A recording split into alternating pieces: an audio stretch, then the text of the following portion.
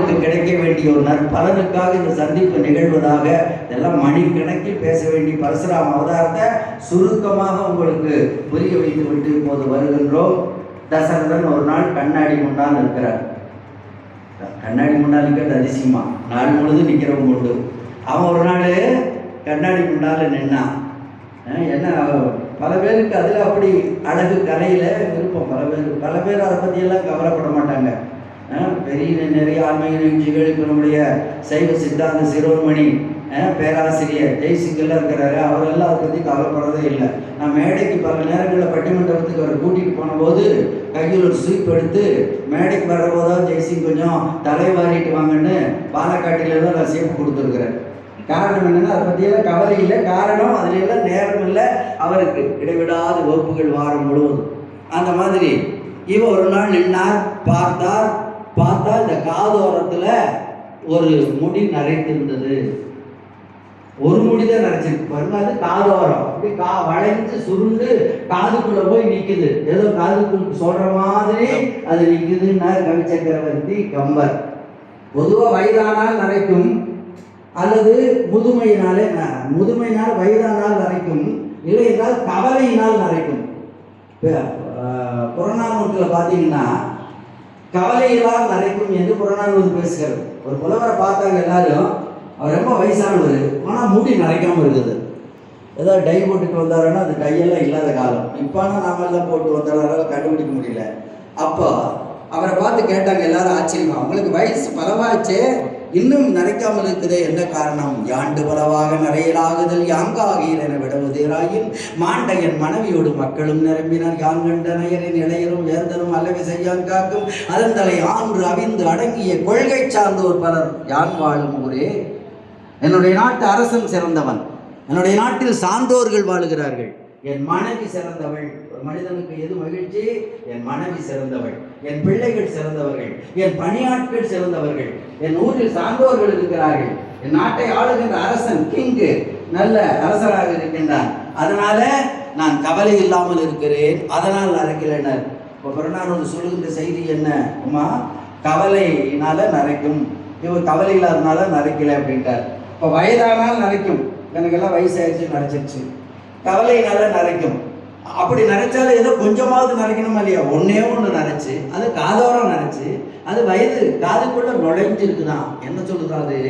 ஏதோ ஒன்று சொல்லுவது போல, மன்னனே அவனியை மகனுக்கு ஈந்து பன்னரும் தவம் புரி பருவம் ஈதென கண்ண மூலத்தில் கடற வந்ததென மின்னென கருமை போய் வெளுத்தது ஓர் மயிர். கருமை போய் வெளுத்துருச்சான்.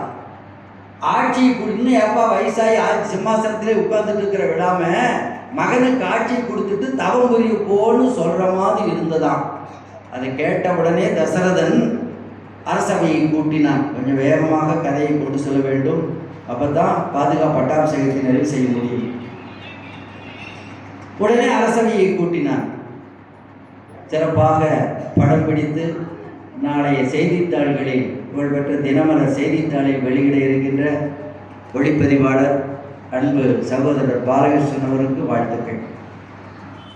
உடனே அரசவையை கூட்டினான். எல்லாரும் வசிஷ்டர் குலகுரு, சுமந்திரர் முதலமைச்சர், நேற்றே பார்த்தோம் அமைச்சர்கள் எல்லாரும் இருந்தாங்க. எல்லாரும் முக்கிய நகரில் எந்த பிரச்சனையானாலும் நகரின் முக்கிய பிரமுகர்கள் விஐபிஸ் அவங்களை கூப்பிட்டு தான் ஆலோசனை நடத்துவாங்க. மினிஸ்டர்ஸ் மட்டுமல்ல, அந்த நாட்டினுடைய முக்கியமான விஐபிஸ் எல்லாம் கூப்பிட்டு முக்கிய பிரமுகர்களுடைய கருத்துக்களையும் கேட்பது அந்த காலத்து வழக்கம். எல்லாரும் உட்கார்ந்துருந்தாங்க.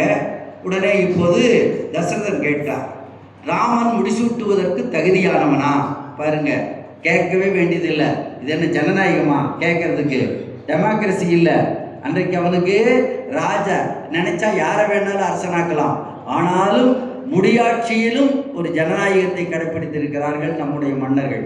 எல்லாரையும் பார்த்து கேட்டான். எல்லாரும் இப்படி உட்கார்ந்துருக்கிற அவையில் இப்போ ஏதாவது ஒன்று சொல்லணும்னா எல்லாரும் எழுந்து சொல்ல மாட்டாங்க. இந்த பெரியவங்களுக்கு முன்னால் நம்ம பேசக்கூடாதுன்னு சொல்லி யாராவது ஒரு பெரியவர் பேராசிரியர் பேசுங்க அப்படின்னு முக்கியமானவங்களை தான் பேச சொல்லுவாங்க. இப்போ எல்லாரும் வசிஷ்டர் முகத்தையே பார்த்தாங்க. என்ன அர்த்தம்? முகத்தை பார்த்தா நீங்கள் சொல்லுங்கன்னு. என்ன கேட்குறான்? ராமன் முடிசூட்டுவதற்கு உரியவன் தகுதி உடையவன் தானா? உடனே குலகுருவாகிய வசிஷ்டர் எழுந்தார். மண்ணினும் நல்லள் மலர் மகள் கலைமகள் கலையூர் பெண்ணினும் நல்லள் பெரும்புகழ் ஜானகியோ நல்லள். அதனால ராமனுக்கு முடிச்சு விட்டலாம்னார். என்னங்க இது, ஒரு பழமொழி சொல்லுவாங்கல்ல, இப்போ ராமன் நல்லவன் அல்லது கெட்டவன் சொல்லாம சீதை நல்லவள், அதனால ராமனுக்கு முடிச்சு விட்டலாம். அது யார் யார் ஒப்பிட்டு சொல்லுகிறார்? மண்ணினும் நல்லள், இந்த பூமாதேவி இருக்கிறாளே, இந்த பூமாதேவியை காட்டிலும் நல்லவள். மலர் மகள், அந்த செந்தாமரையில் வாழ்கின்றாளே மகாலட்சுமியை காட்டிலும் சிறந்தவள். கலை மகள், அப்படி கலைகளுக்கு நாதங்களுக்கு அரசியாக இருக்கிறாளே அந்த சரஸ்வதியை காட்டிலும் சிறந்தவள்.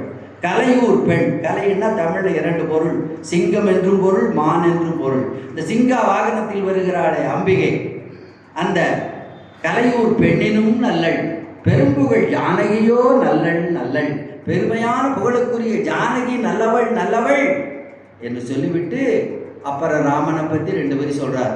கண்ணினும் நல்லவன், கண்ணினும் சிறந்தவன், கற்றவரும் கற்றில்லாதவரும் உண்ணும் நீரினும் உயிரினும் அவனையே உவப்பர்.